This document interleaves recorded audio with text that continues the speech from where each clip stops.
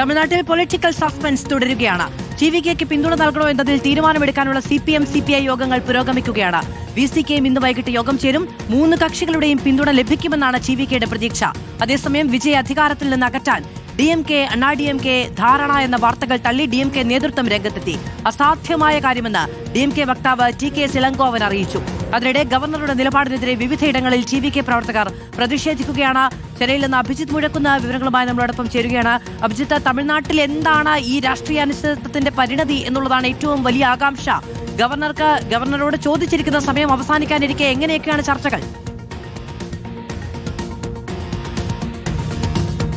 മധു, വിജയെ സംബന്ധിച്ച് നിർണായകമായ ദിനമാണിന്ന്. എന്താണ് വിജയുടെ വിധി, എന്താണ് വിജയുടെ ഭാവി എന്നുള്ള കാര്യത്തിൽ ഇന്ന് തീരുമാനമുണ്ടാകും. അതിലേറ്റവും അധികം പ്രധാനപ്പെട്ട കാര്യം വിജയ് ഉറ്റുനോക്കുന്നത് CPM-ന്റെയും CPI-യുടെയും അതുപോലെ തന്നെ VCKയുടെയും നിലപാടാണ്. ഞാനിപ്പോൾ ഉള്ളത് CPM സംസ്ഥാന കമ്മിറ്റി ഓഫീസിലാണ്. ഇവിടെ ഇപ്പോൾ സംസ്ഥാന സെക്രട്ടേറിയറ്റ് പുരോഗമിക്കുകയാണ്.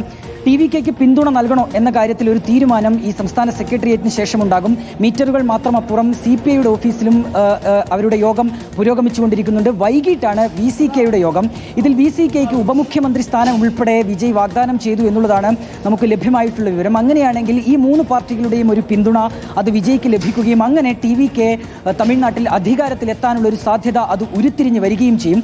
അതേസമയം ഇന്നലെ രാത്രി മുതൽ തന്നെ അന്തരീക്ഷത്തിൽ ഉണ്ടായിരുന്ന ഒരു വാർത്തയാണ് അത് DMK ADMK ഒരു ധാരണ എന്നുള്ളത്. അതായത് എടപ്പാടി പളനിസ്വാമി മുഖ്യമന്ത്രിയാകുന്നു, DMK പുറത്തുനിന്ന് സപ്പോർട്ട് നൽകുന്നു തുടങ്ങിയ കാര്യങ്ങളാണ് ഒരു അഭ്യൂഹമായി നിലനിന്നിരുന്നത്. പക്ഷേ ആ കാര്യങ്ങളൊക്കെ തള്ളുകയാണ് ഇപ്പോൾ DMK വക്താവ് TK സിലങ്കോവൻ. അദ്ദേഹം പറയുന്നത് ഇതൊരു അസാധ്യമായ കാര്യമാണ്. കാരണം ബദ്ധവൈരികളായ DMKയും ADMKയും ഒരിക്കലും ആ രീതിയിലുള്ള സഖ്യത്തിൽ ഏർപ്പെടുകയില്ല. ഒപ്പം തന്നെ കനിമൊഴി MPയും DMKയുടെ കനിമൊഴി MPയും ഈ രീതിയിലുള്ള പ്രതികരണവുമായി മുന്നോട്ട് വരുന്നു. അതായത് നിലവിലെ സാഹചര്യത്തിൽ അത്തരമൊരു ചർച്ചകൾ നടക്കുന്നത് തന്നെ DMK ഇഷ്ടപ്പെടുന്നില്ല എന്നുള്ളതാണ് വാസ്തവം. അതായത് BJPയുടെ പിന്തുണയോടെ കൂടിയാണ് ഈ രീതിയിലുള്ള ധാരണകൾക്കുള്ള ശ്രമം നടത്തുന്നത് എന്നുള്ള ഒരു വിമർശനം അത് TVKയിൽ നിന്നുണ്ടായിരുന്നു. അത് DMKയെ സംബന്ധിച്ച് ഗുണം ചെയ്യില്ല എന്നുള്ള കാര്യം ഉറപ്പാണ്.